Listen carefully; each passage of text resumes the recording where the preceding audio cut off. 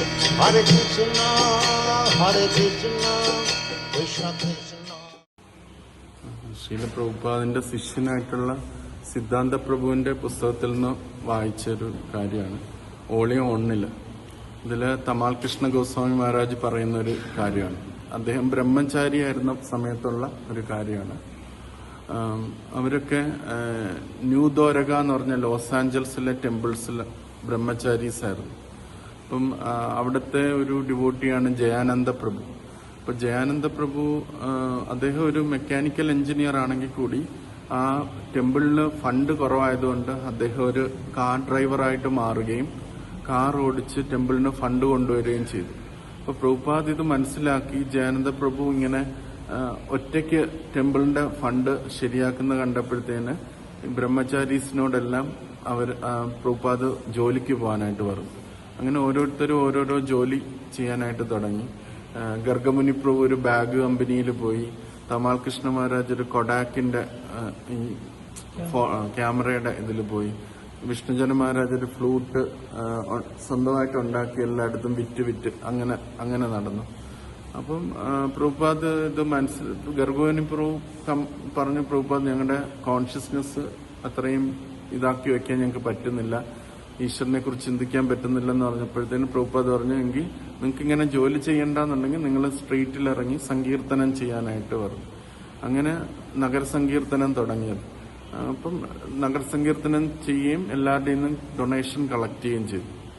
First day Tamal Krishna Goswami Maharaj പോയി collect ചെയ്ത് വന്നപ്പോൾ $15 കിട്ടി സങ്കീർത്തനം പോയിട്ട് വന്നപ്പോൾ.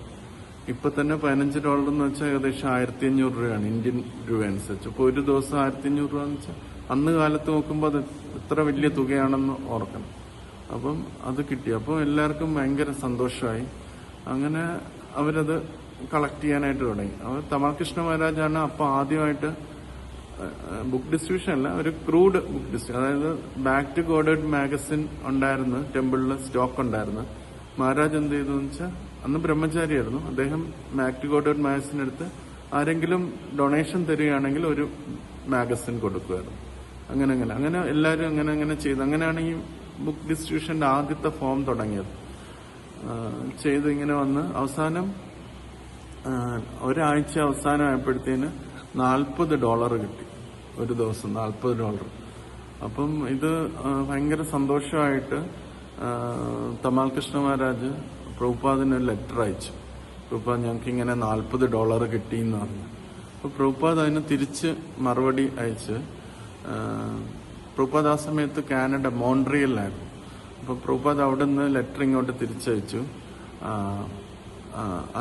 അതില് വലിയതായിട്ട് നമ്മൾ ബോധർ ചെയ്യണ്ട, എത്ര പൈസ കിട്ടി എന്നുള്ളതിൽ ബോധർ ചെയ്യണ്ട. കൃഷ്ണൻ വിചാരിച്ചാൽ ഈ USA തന്നെ നിനക്ക് തരാൻ പറ്റും, പക്ഷെ അതുകൊണ്ട് നീ എന്താ ചെയ്യാൻ പോകുന്നതെന്നുള്ളതാണ് ചോദ്യം എന്ന് ചോദിച്ചു. നിനക്ക് എത്ര ധനം കിട്ടിയാലും നീ അതുകൊണ്ട് എന്താണ് ചെയ്യാൻ പോകുന്നത്? ഇന്ദ്രിയ താല്പര്യത്തിനാണോ അതോ ഭഗവാന് വേണ്ടിയാണോ എന്നുള്ളതാണ് ചോദ്യം എന്നുള്ളത് ഇങ്ങനെ ചോദിച്ചു. അപ്പം തമാൽ കൃഷ്ണ മഹാരാജ് പറയുന്നത് ഒരു വളരെ സമചിത്തതയുള്ളൊരു ലെറ്ററായിരുന്നു. ഞാൻ ഭയങ്കര ആവേശത്തിനാണ് എഴുതിയത്, പക്ഷെ പ്രഭുപാദ് ആ ഒരു ഇതും ഇല്ലാതെ ഇങ്ങനെ ഈ രീതിയിലാണ് റിപ്ലൈ ചെയ്തത്. അപ്പം മഹാരാജ് പറയുന്നത് അതിന്റെ പ്രഭുപാദിന്റെ ആ മനോഭാവം പറഞ്ഞു തരുന്നതെന്ന് വെച്ചാൽ എത്ര കിട്ടി എന്നതിലല്ല കാര്യം. ചിലപ്പോൾ കുറച്ച് ഒരു രൂപയായിരിക്കും കിട്ടുക, ചിലപ്പോൾ 1000 രൂപയായിരിക്കും കിട്ടുക. അതെങ്ങനെ ചെലവാക്കുന്നു എന്നതിലാണ് കാര്യം. ഈശ്വരന്റെ കാര്യത്തിൽ ചെലവാക്കുന്നുണ്ടോ എന്നുള്ളതിലാണ് ഒരു വ്യക്തിയുടെ കൃഷ്ണാബോധം ഇരിക്കുന്നതെന്നുള്ളതാണ്. അത് ആ 1 രൂപയാണെങ്കിൽ പോലും അതെങ്ങനെയാണ് ഭഗവാന്റെ കാര്യത്തിൽ ചെലവഴിക്കുന്നത്. ചിലപ്പോൾ 1000 രൂപ കിട്ടിയിട്ട് ഒരു വ്യക്തി 10 രൂപ ഈശ്വരന് കൊടുത്തിട്ട് ബാക്കി ഇന്ദ്രിയ താല്പര്യത്തിന് പോകും. പക്ഷെ 1 രൂപയാണ് ഒരു കുട്ടിക്ക് കിട്ടി, അയാൾ ചിലപ്പോൾ ആ 1 രൂപയും ഈശ്വരന്റെ ഇതിനു വേണ്ടി ചെലവഴിക്കും. അപ്പം എത്ര കിട്ടി, എത്ര ധനമുണ്ട് എന്നുള്ളതിൽ കാര്യമില്ല.